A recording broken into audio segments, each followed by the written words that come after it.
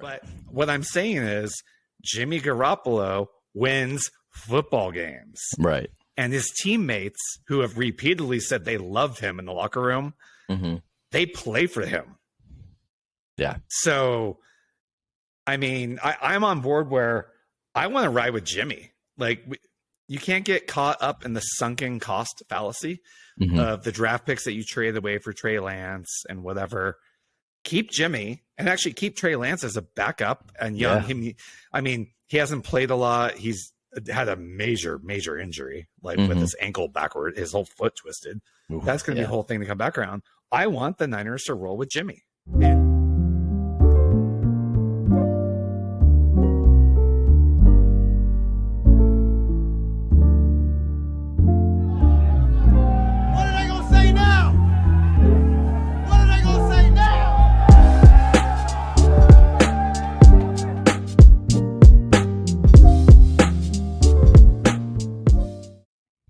All right, welcome to another episode of What Are They Going to Say Now?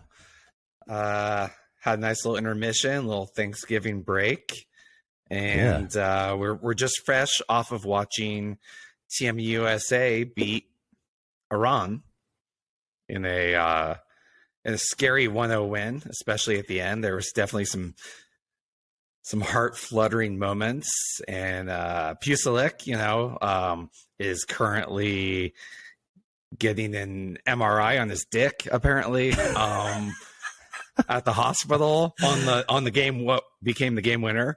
So let's hope his twig and berries are great, and go USA. That was an exciting game, man. I just flipped it on right at the end, literally as extra time was playing, and it was stressful at the end, like really stressful. About 5 minutes left. There was an almost goal there that it was like 2 minutes. It was like 2 minutes left. It was right there, and like a header, and it was just a bunch of chaos, and I was like, oh no, this is not how they're going to tie, is it? But luckily that didn't happen. I really wanted that win, especially because Iran would have gloated with all the political landscape stuff going on with them, right? So good win. Nice to see Team USA move on, so that was good. And I mean, this whole World Cup is, it's ridiculous that we're watching in late November to early December. The World Cup is usually in July, right? But because it's in Qatar, right? And it's so hot there. And I mean, the whole thing's been a farce, obviously. Like they should be hosting in the first place.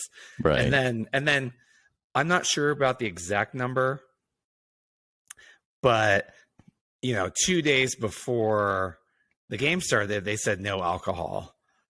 And Budweiser is the single biggest sponsor, I believe, for FIFA or for the World Cup or whatever. Like, I think it's like a $75 million deal or something crazy.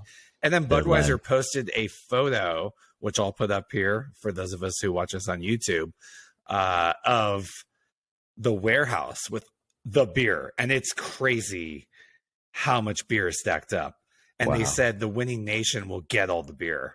Oh, really? And, and I'm sure they're gonna, sue the shit out of FIFA or whatever, right? Like, and part of me thinks there's two ways to look at this. Part of it is that Qatar figured, well, we got this in the bag. We bribed all the FIFA officials ahead of time, so whatever. Which we know they did. That's and then we'll just pull out the rug at the last second. But on the other hand, anyone who's been to Dubai or high-end cities in the Middle East, especially catering to Western visitors, knows you show up to the hotel room and there's a menu with like the bar options. Right. It's definitely a wink thing that's not even everybody knows, right? And so I do wonder though if the World Cup, and it's such a big spotlight and stage. And a buddy of mine suggested this. He says, I actually don't think they were planning to do this, like pull it, but may have received some late threats from fundamentalists. Like we're going to bomb the stadium or something like that. Jeez. And I actually think that's a more likely answer. So have they done that for any other major events that have included, any other nations? What have they ever hosted? What's more major? Right, exactly. So, yeah, I don't know. I'm just be interested to see what alcohol regulations they've had prior to all this. So I mean, that's interesting also just because, I mean, you really don't want to fuck with Budweiser, by the way. Like Budweiser probably has a higher GDP than Qatar. Right. So real. I think it's probably something like that happened. But who knows? But this is also going to be a major hit for.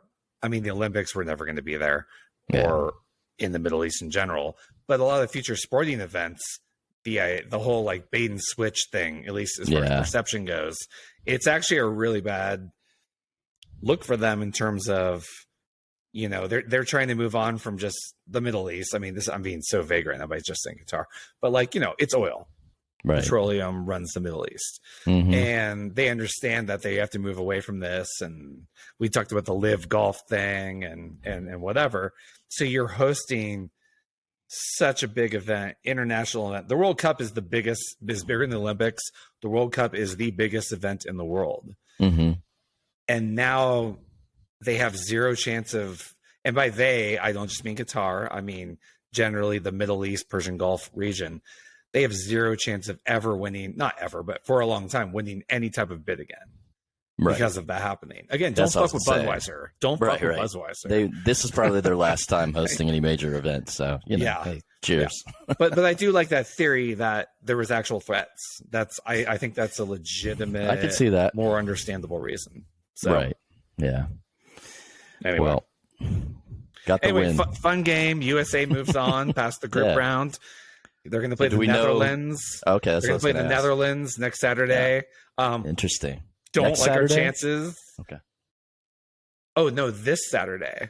Okay. Netherlands early game. It's like 9 a.m. Eastern time, 6 a.m. my time, and so Puslik needs some Dick Healer magic before Saturday. Then, so I hope. He needs some. Yeah. So I mean, I don't like our chances, but we'll see what happens. At least we got the group round. We didn't even make the World Cup last time. So yeah. No, that's impressive for sure. So anyway, there's a lot of optimism too. I was going to say, I don't know if it's just the time of year it is that people are more locked in for whatever reason during the summer, but maybe there's a lot usually during the summer too. But I just noticed people are like all in, like go to the USA, like wearing the jerseys and all that. I'm like, okay. Yeah. I will say I kind of slammed the Qatar thing. Mm-hmm. And now people are calling it Qatar. I don't know. Anyway. Wow. No, they're calling it Qatar. No, like for real, they're pronouncing that way. So maybe I'm saying it incorrectly. No, for real. And okay. So we might be wrong on that. So it was always in July, and it had its own spotlight. But actually, I'm kind of liking it this time of year. Yeah. So right. Maybe not the worst thing in the world with that. Yeah. Yeah. All right, let's get that. Let's not talk about the beautiful game anymore. We'll talk about something else. Where should we go next? Should we talk about the Warriors and the big turnaround and Klay Thompson and everything from where we left off in our last episode? I mean, we're homers, so we got to get a little bit in of it, each episode. Right. So yeah, I think they've now won 8 of their last 11. Right. And I think, 3 in a row, or is it 4 in a row? But they did throw, the one game that they lost in recent memory was one where none of the starters played. Well, that was a schedule loss. Back-to-back on the road. New Orleans, right. Back-to-back on the road is a schedule loss, so you rest your guys. Yeah. No, it's interesting. I was listening back to our last podcast, and it was a lot of doom and gloom. It was a lot of, I think Wiseman had just gone to the G League. That was like one of our big things. We were talking about how the bench isn't working. They look really bad. Klay is not playing well, all these things. And basically it's flipped, I mean, we haven't played the highest levels of competition, but it seems like they're in a rhythm now. Klay's definitely unlocked. I think one of the biggest things for me that has changed is the bench unit.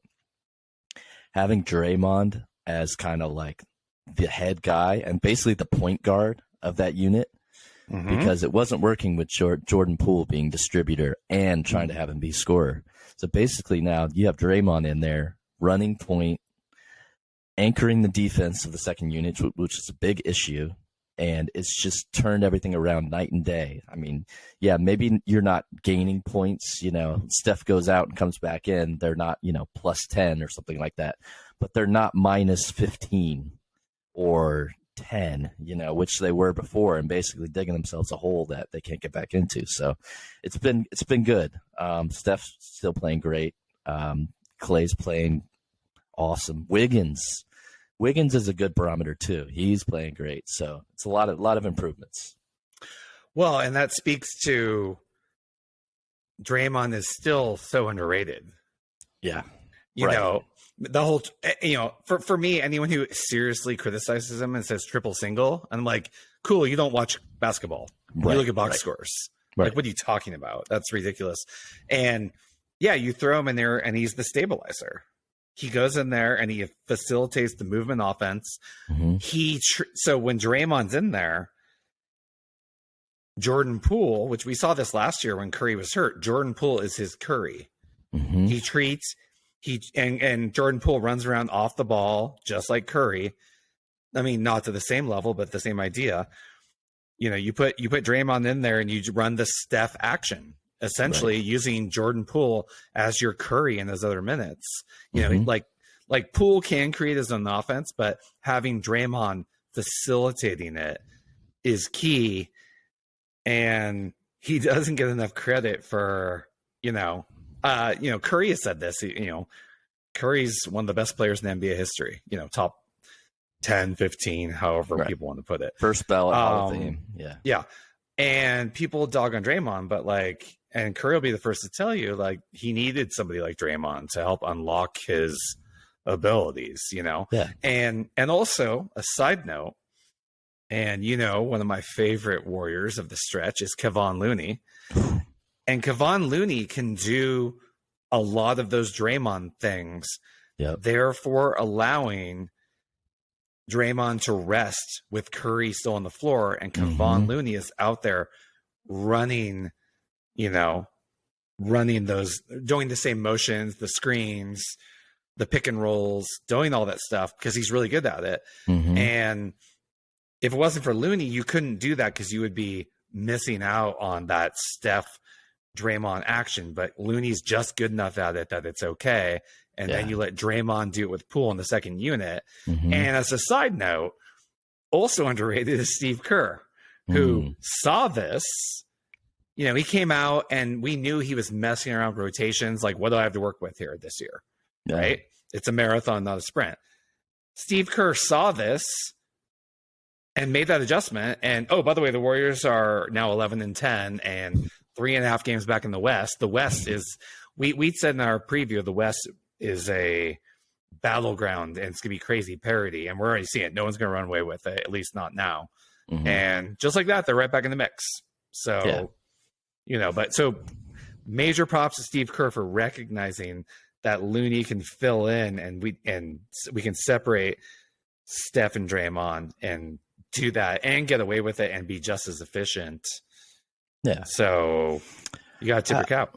Yeah. I still think that there will be some interest in maybe some under the radar moves, maybe another veteran pickup just to fill that back end out. Like if we have any injuries right now or anybody missing time, it's really going to put a strain on the rotation because he's kind of cut it way down. Plus, you have Wiseman not playing. Moody hasn't been playing, which, I'd like to see him in there a little more. Kuminga's in the mix now. Kuminga's playing great. Mix. That's huge. I think he was waiting for someone off the bench besides Poole, someone off the bench to give him a little bit of punch. And Kuminga's been playing the role that Kerr kind of asked him to, more of like playing within the offense, not looking for, just driving in blindly to the lane. Like he's playing really well right now and he's defending really well. But yeah, I could see there being a couple more pickups throughout, I wouldn't be surprised if there's still, maybe Wiseman moved, maybe a couple of the younger guys moved around, the two-way player, something like that. Yeah, I'm not sure, but I wouldn't be surprised with that. Well, on that same measure, the last time we spoke on the pod anyway, we were talking about everyone was trying to figure out their own game versus just the team game. And like Klay Thompson, for example, he was forcing it and he was trying to force the issue and not letting the game come to him. Immediately, that Phoenix loss is going to be a turning point of the season. It was that team meeting, right? It was team meeting the day after that? It was. And then he started making those extra passes. He would get double, like didn't take the good shot and set up a great shot. And you saw it change. And, they played the Knicks. And I texted you and I said, the Warriors are playing Warriors basketball again. Yeah, yeah. Right? And he's getting great shots, like you said. It's coming to him so easily now. Yeah. And the ball's popping around. And, it's better. So, and I think he knows how to play that style. I think he was forcing the issue, trying to get, to have the Klay game. Yeah. And what's funny is he had the Klay game by playing the other way. 100%. He barely had to dribble. The 20 points in one quarter, it was like, okay, that's Klay. You know what I mean? Like, so. Yep. Maybe I upped the alarm a little too high. I think I said I went from a 3 to a 7 or 8. Maybe that's a little exaggerating, but it was concerning. But now you're like, now it's settling in, and I'll tell you what's going to happen. The Warriors are going to bank some wins, keep doing what they're doing, and then what they're going to do is then they're going to start Kerr's going to start messing around again, and this is okay when he feels like he has a little bit of leeway to work with. Like, okay, and like I said, I still think they're going to trade Wiseman and something and bring in a veteran and to make a proper run at this. And I brought up Kevon Looney and Marcus Thompson wrote a really great piece for the Athletic the other day, and he's Warriors reporter all the way and such a insightful viewer of the games. And he was talking about with Kevon Looney, and Kevon Looney said, it took me a couple of years to understand how to play with Steph Curry and to maximize it. Right. So, the entire piece that Thompson wrote, he barely mentions James Wiseman, but it's essentially alluding to the fact that it's just like trying to expect him to figure this out this quickly is probably unfair.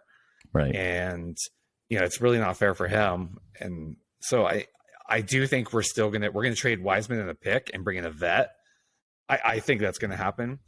And on the same notion, Lamb has been getting minutes, high basketball IQ. And there's been a couple plays where he had an open shot, like in the corner, and instead of taking the shot, he passed it back to Curry. He pushes in, and Curry does the roll around and gives the handoff. Yeah, right. And that's the thing we've seen Draymond and Looney do all the time. And I saw that from Lamb, and I was like, "Oh, this guy gets it." Yep. Gary Payton had a lot of that last year too. I remember 100% in the finals. Yes. Remember he would shovel it back to him. Yeah, As in, that's a good look, but let's feed the best shooter in the history of the game. Right. And if you don't play that way, you're not, you won't be playing. And so it's got to be tough for a young guy coming in the league. These younger guys, it's easier for a veteran who's like made some money and been around and they want to win to sacrifice. But the other piece of that is, and Marcus Thompson emphasizes this, is if you play selfless, Steph will pay you back with it. Like, then you cut and he sets you up for a dunk. Right. But you have to trust that process. Mm-hmm. And we've seen players who just didn't trust it at all. And it was a complete ball, like Kelly Oubre Jr., who's doing fine elsewhere. Mm-hmm. But if you don't trust the process and understand that you feed the Steph system and it will pay you back, but you have to trust it. And come on, you're a young player. You've been a stud your whole life, high school, college, whatever. And you want to get yours and get that contract and you want to get your numbers. Number 2 pick. Tough to instill that. And I don't think Wiseman is being selfish by any means, but it's an ingrained thing. So I kind of do expect to trade with him in the draft pick and bringing a vet.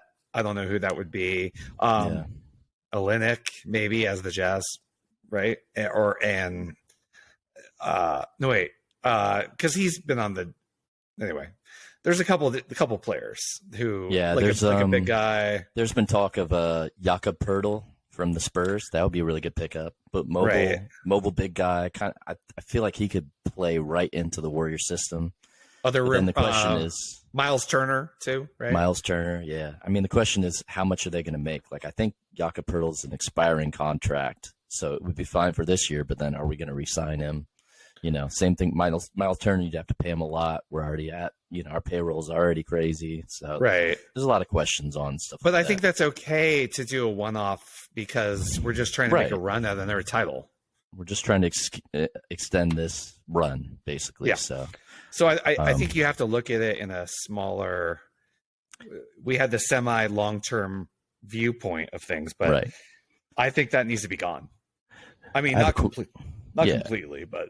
I have a question. What do you think about Moses Moody? What do you think about Kerr's, the way he's coaching him? I know he's been very hard on him. I mean, he was hard on Wiseman as well, but I feel like Moody did more things, was a more valuable piece for more games, and kind of showed, like in the playoffs last year, he showed that he can be a good piece.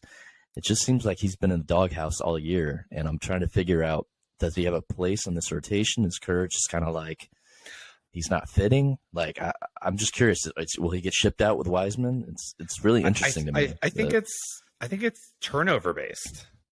Kerr said Draymond and Steph can turn the ball over. These younger guys, you're not allowed to do that. Kuminga's turning the ball over, I know that's the point. Now he's playing, but Kerr said feel like Steph and Draymond can turn the ball over. You guys can't. I get it. I don't know. So I feel like he's the hardest. I feel like he's the hardest on Moody out of the three of those guys. It's just interesting to me. But I think that means that Kerr thinks Moody might have the most potential. Interesting. Okay. Tough love. Yeah.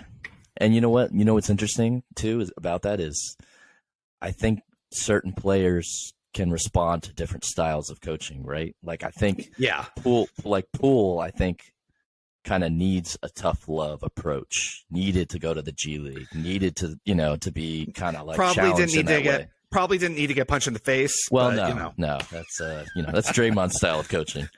But that's like the overly tough love. Right. No, I'm just, I like Moody as a player from the flashes I've seen. I get what Kerr's saying. I completely understand as a coach that's driving you crazy, the turnovers and all that. I just wonder, like, is he going to get a chance to – because you got to be allowed to make a few mistakes. You can't be so timid on the court that you're scared to make yourself. A play. Can't be scared to make a play. And basically a non-factor out there, And I think that's what Kuminga was doing a little bit. The past week before the previous game to tonight, he played really well in that one. You could tell he was kind of playing his style. He was still getting to the rim and the things they want him to do, but he was playing that through the Warrior style. Right. I'm just wondering if Moody's going to get a chance to get back in there. Wiseman, I don't think. I think that's done. But here's, I'm not really sure. What I do know is Kerr has demonstrated that we need to just trust him. He's time and time again come through. Dude knows what he's doing, over and over again. All these idiots on Twitter, remember during the little down streak the last 2 years prior to last year, Kerr should be fired. And it's like, what are you talking about? What are you insane? So 4 titles in 8 years. I think Steve Kerr really understands basketball better than all of us, I agree. And so I kind of I trust his process. And I'm not really sure what's going on with Moody, but I'm sure we'll see him back in the fold. And Kerr has done more than enough to deserve our just pretty much blind trust in his process and what he's doing. Because, I mean, if you're into that whole 6 finals in 8 years and 4 titles thing, I mean, that's nice. Right. Yeah. His track record is pretty Kerr good. He's beyond reproach as far as I'm concerned, and time and temp. I mean, even us, come on, we're very loyal Warriors fans, and we were panicking a little bit a couple weeks ago. And Kurt, Yeah. and he just writes the ship. He's like, "Well, we'll just throw Draymond in the second unit." Like it's actually pretty brilliant. He just does it, and you're like, "Oh, it's almost like Steve Kerr understands basketball or something." Yeah, I mean, I will say I think there were concerning signs, and I think there were a lot of players like the Klay thing we talked about. It really was. He was not playing well, and I think he was costing them opportunities and in games. Just his approach. So Kerr absolutely made brilliant move, and the way he I think one of Kerr's best attributes is the way he manages a team throughout a season, just the ebbs and flows. He knows the buttons to push. He knows He knows kind of he's just very good at not overreacting. Firing them up when they need it and knowing the buttons to push. So I'll admit that. But yeah, it's just interesting with Moody. I'm just like super curious to see where it goes, because at this point I don't know. He could get traded. He could come in and figure it out completely. So right, I don't. From the way everyone's spoken, I don't expect Moody to be traded, but I expect Wiseman to be traded. Interesting. Yeah. I will say, with all due credit to Steve Kerr and his moves and everything else, there was a post on Reddit NBA in which they pointed out that Russell Westbrook had a better 3-point percentage after that Phoenix game than Klay Thompson. Wow. And I was like, oh, we're going to see a correction, a regression to the mean in a good way. Right. And then we just spoke about that, didn't we? We said Klay is notorious for starting the season slow. Yeah. And what does he do the next week? Someone probably tagged him on that, showing that you're shooting worse than Russell Westbrook. Right. Oh, fuck that. Oh, right. That's changing right now. Yeah. Yeah. So the Warriors are looking good. Steph, the Petty King, probably saw that and was like, the Petty King. Clay, you gotta see this. Yep. Just puts the tags him in the article. Just puts it right in his by his locker. Hey, check this out. Yeah. So and by the way, I believe Clay is now on this run of, hang on, I'm gonna pull it up right now. I believe he's back over 40% from three. Wow. Just in a week. Week and a half or two. Right. Number of games in there. Okay, hang on, I'm bringing it up just to make sure I'm not spouting fake news here. Okay, he's at 40% from three now. Wow. Incredible. Just like that, he's at 40%. So again, don't overreact. I mean, we overreacted a little. But again, we said you're not benching Klay Thompson. We also said that, I think people across the board were reacting to the way the Warriors were playing just because it was so shocking. There was talk about trading him for Kevin Durant and, just all this nonsense. And it was like, okay. So I think we were concerned. I don't think we went over the top like some others did. So. No, we were concerned for good reason. Right. You try not to be such a homer that you ignore the writing on the wall or what's actually happening. But if there's a regression to the mean, to be fair, we said he will figure it out. Right. Calm down. I didn't expect it to happen. But also the Warriors look shitty, but now they look great. Or not great, but they look pretty good. Still concerned about their defense and whether defense get better, but they're winning games. So I'll take that. Absolutely. Any other interesting things in the standings? I know we're so the Western Conference, as we predicted and we talked about previously, has so much parity. I mean, it's ridiculous. Like I said, the Warriors were just in the dumps, and now they're 3.5 games out behind the Suns. That's who wild. are 14-6. Warriors 11-10. The Mavericks are 9-10 in the 11th spot. You literally have 11 teams in the West within 4.5 games of each other. That's wild. And I don't think I've ever seen anything like this in the depth of parity. I mean, it's crazy. No one's running away with it. Everyone's beating each other. And I think it's going to actually be a really fun, crazy to watch end of the season, like the last 6 weeks, where there are teams where it's like you could go from the 3 seed to the play-in tournament if you go on a bad week, right? I mean, that's how it is right now, how tight they are. The play-in tournament is going to be interesting. There's going to be some really good teams who go home. And that's kind of like, it's fun. It makes those play-in tournaments really exciting. But if you're one of those teams that had a great year and kind of get left out, it's going to be very disappointing. And you know what? Same thing in the Eastern Conference, except the Celtics are just rolling on top, 17-4. Wow. The Bucks are 14-5. But after that, you got the Cavs 13-8, Pacers 12-8, Sixers 12-9. But here's the thing. I mean, the Knicks are 9-11 in the 12th seed right now. They're only 3 games behind the Pacers in the 4th seed. So the same East kind of thing. Yeah. Yeah. Like the East has Boston and Milwaukee on top, but after that, same crazy level of parity that I don't think we've ever seen before. Right. Like the league is, and by the way, this also plays in well to the talk of expansion. We've talked about, or the rumors are Las Vegas and Seattle. You know, I would love to see Seattle get a team. Yeah, they need a team. Yeah. That's absolutely. So they supported that team. The Sonics. It wasn't like that place was empty. They supported that team. Did not deserve to lose their team. Obviously, Las Vegas now is the Raiders. They have the Golden Knights in hockey. It's kind of natural that they would get a basketball team, because also it's like if the Warriors played out in Vegas, like would I fly out and go see that? Yeah, I would. That would be fun. Yeah, I'll meet you out there, man. Yeah, that's how everyone thinks, right?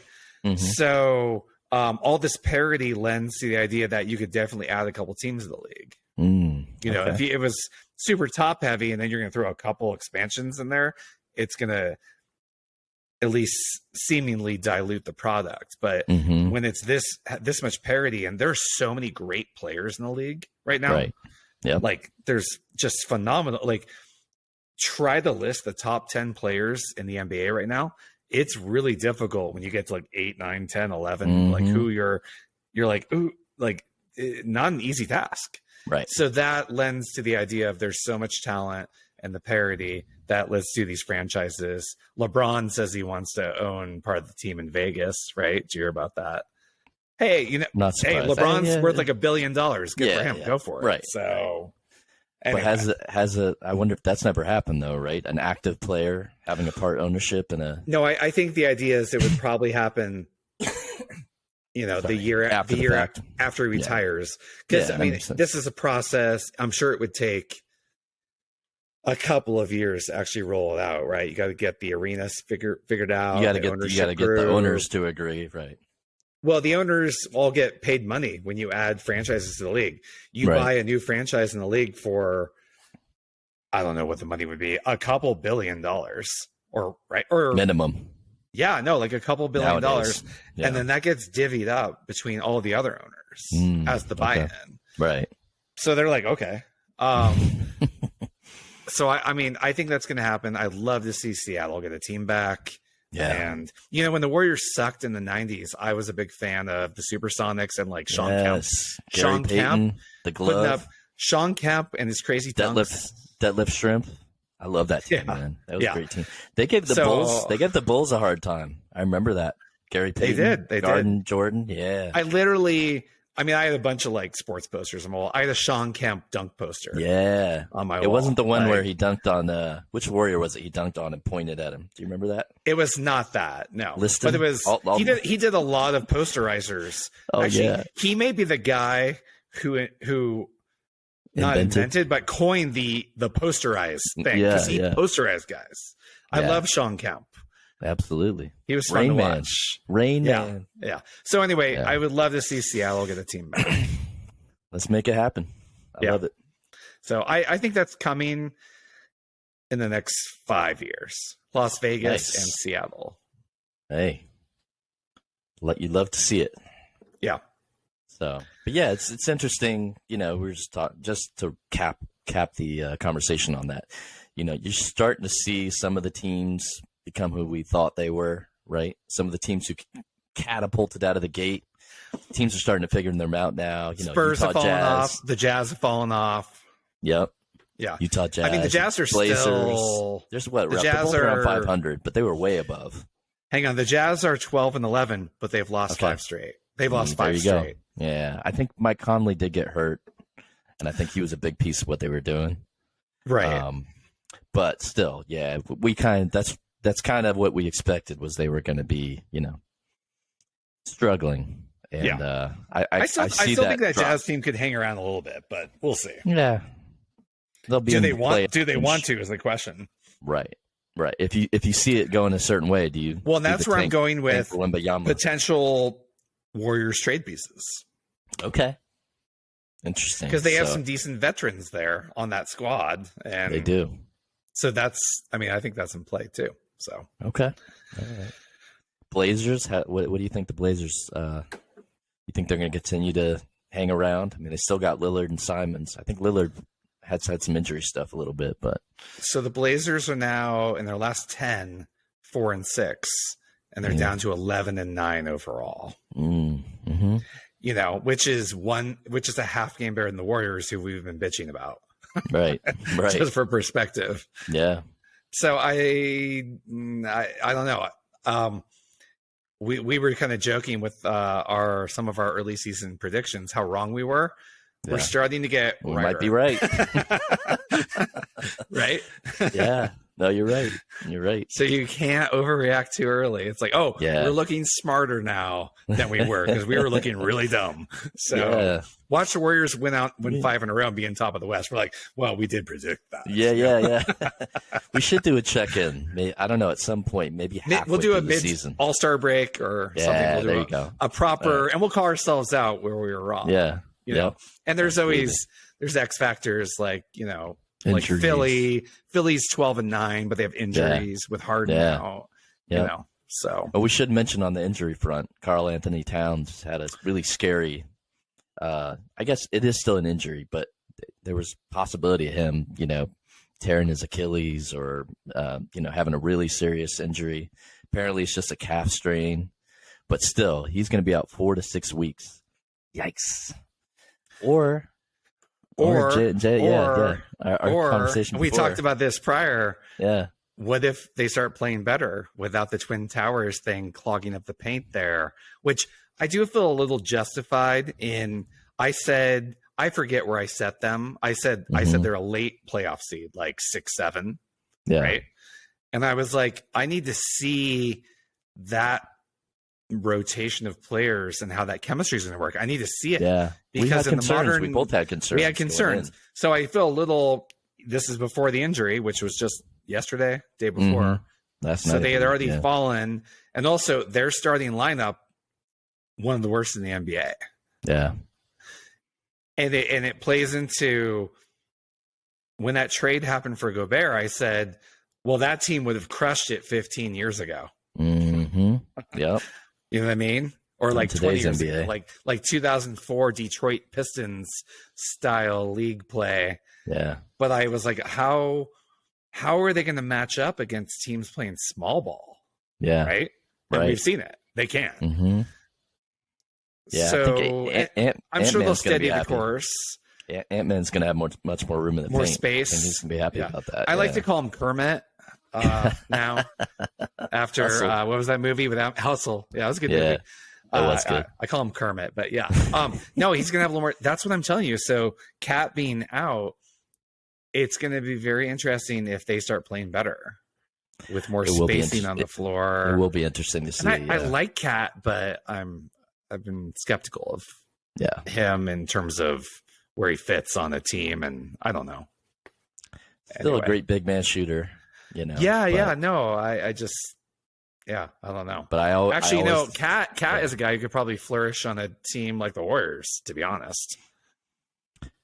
Yeah, I don't know. Obviously, not a real trade option, right? But like in a system more like that, I could actually see him doing well. So there was some talk about it back in the day. I wouldn't have been completely upset, but I'm happy with the way things, unfolded. But no, it's just interesting because I think there was a lot of high expectations, a lot of talk about, Minnesota, this and that. And it's just. After that trade, a lot of the Minnesota fans were acting like they won the title. And you're like, whoa, pump the brakes. Let's see it on the court first. Let's see how this works out, and. I just never feel like two bigs works. Like Well, and people would point to nowadays. No, people would point to LeBron and AD, but LeBron is not a big. He's not a normal big. He's a point forward. Right. He's also LeBron. Right. Right.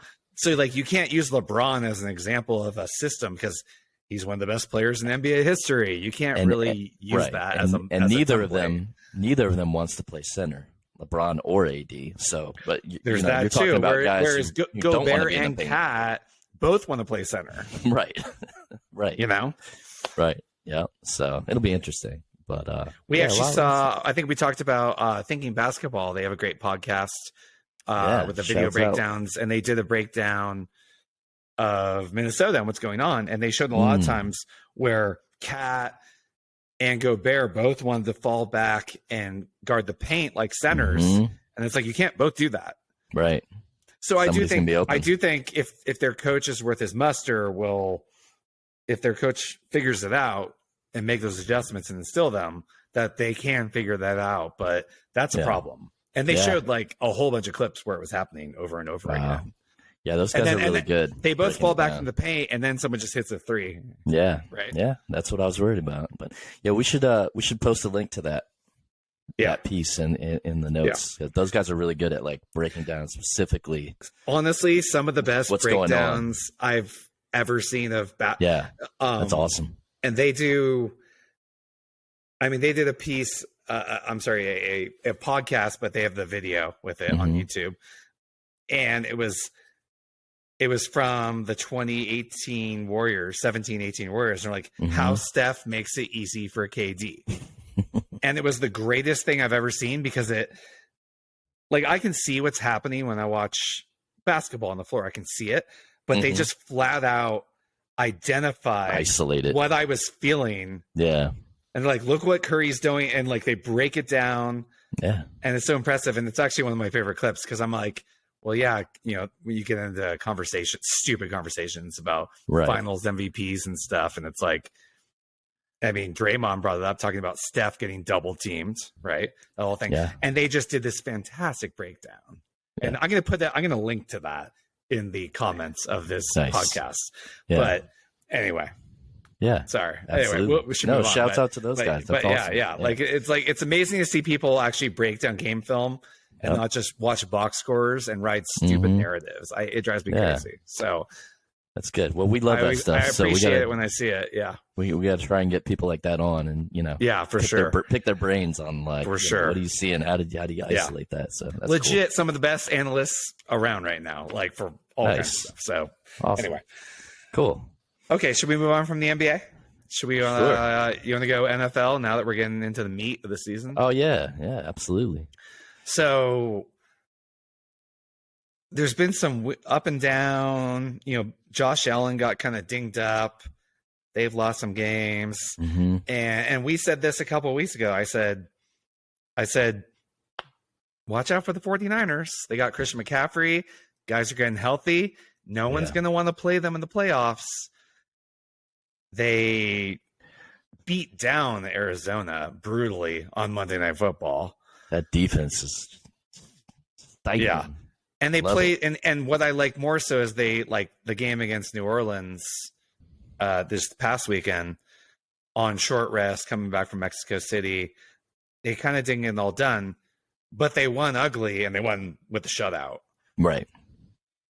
And I mean, in my opinion, I think they're the favorites in the NFC. I know the Eagles. Ooh. I think they are the favorites in the NFC. I promise you, Cowboys? the Eagles. I promise you, the Eagles and the Cowboys want no part of the 49ers. No part. Ooh, say it with your chest. Yes. Yeah. No part. That. By the way, did the Cowboys want the Niners last year in the playoffs? How'd that work out? I'm sending this to my cousins who are Cowboys fans. You guys are going to love this. Yeah. You don't want it. You don't want it. Saying. And I think in their heart of hearts, they would agree, right? Like, healthy momentum, the momentum, the way that we're playing right now. Just like last year, slow start, banged up. Then guys got healthy. They figured it out. And, dropped interception away with the Rams from going to the Super Bowl. And I'm just saying, right now, if I had to bet on it, and I'll have to check out the odds right now. Yeah. I would bet, here's my Super Bowl prediction, is a rematch between the Niners and Kansas City. Ooh, I like it. You like that? I like it. I mean, I think do. there's... So you see the Bills not getting there, huh? I just think Patrick Mahomes is going to do Patrick Mahomes things like we saw last week, right? It's like, they're losing. There's 1 minute and 40 seconds left. I was like, Kansas City's going to win. Right. So I'm calling the rematch. Jimmy G is balling. Give that guy some credit. He does not get enough credit. Yeah. And I think you saw, I posted this on social media, in his first 59 games or whatever, he has the same record for the Niners as Steve Young and better than Joe Montana in terms of win-loss. I'm not saying he's younger Montana. Right. But what I'm saying is Jimmy Garoppolo wins football games. Right. And his teammates, who have repeatedly said they love him in the locker room, they play for him.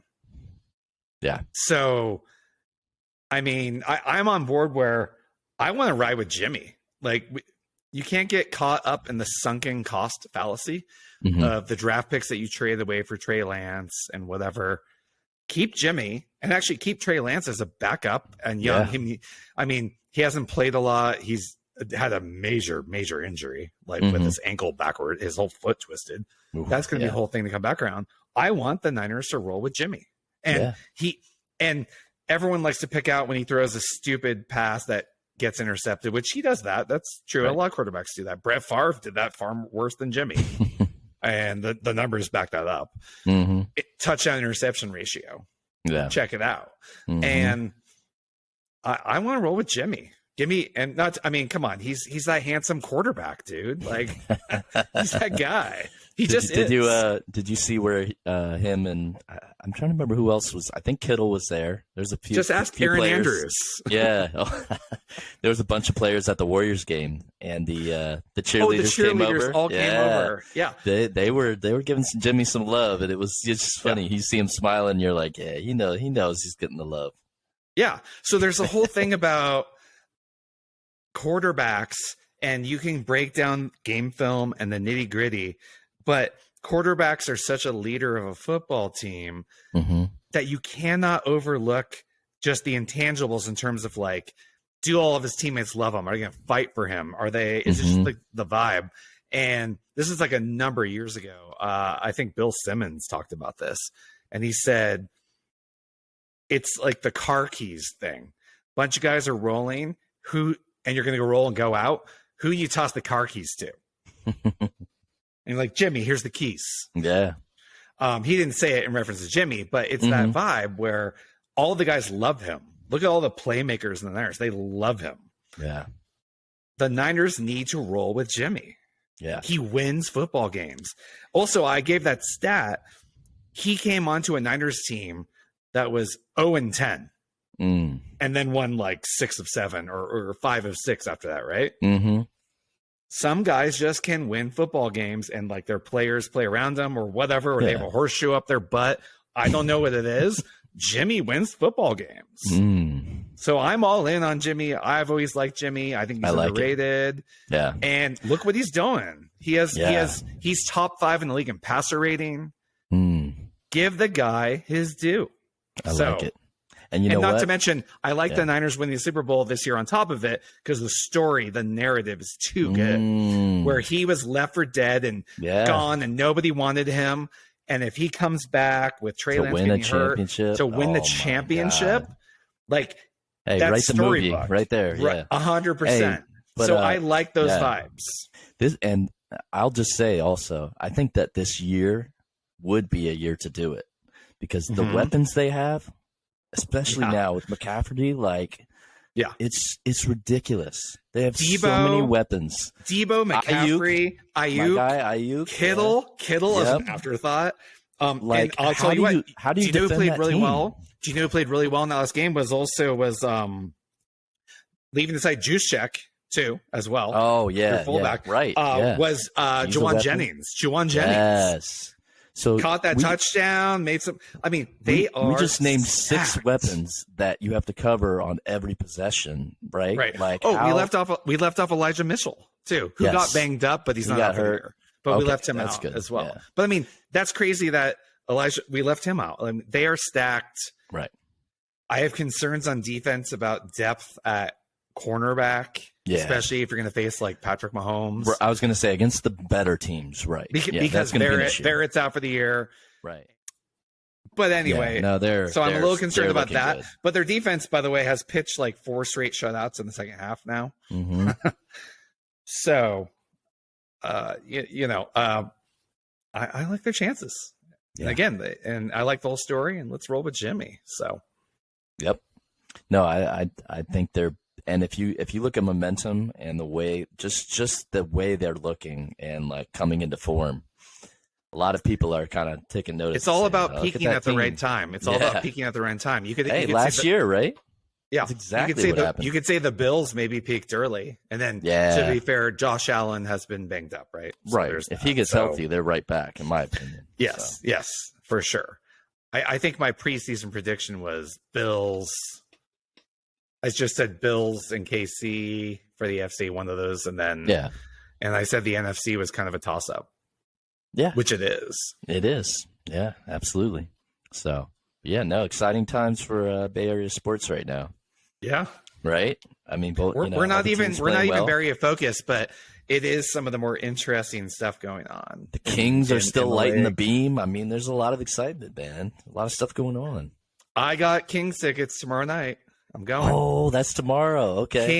Kings and Pacers. Kings and Pacers. Wow. Hey, and that's a revenge-ish game because of the trade with Halliburton. Oh, that's right. Hey, you know what we need? You know what we need is a live report from the beam.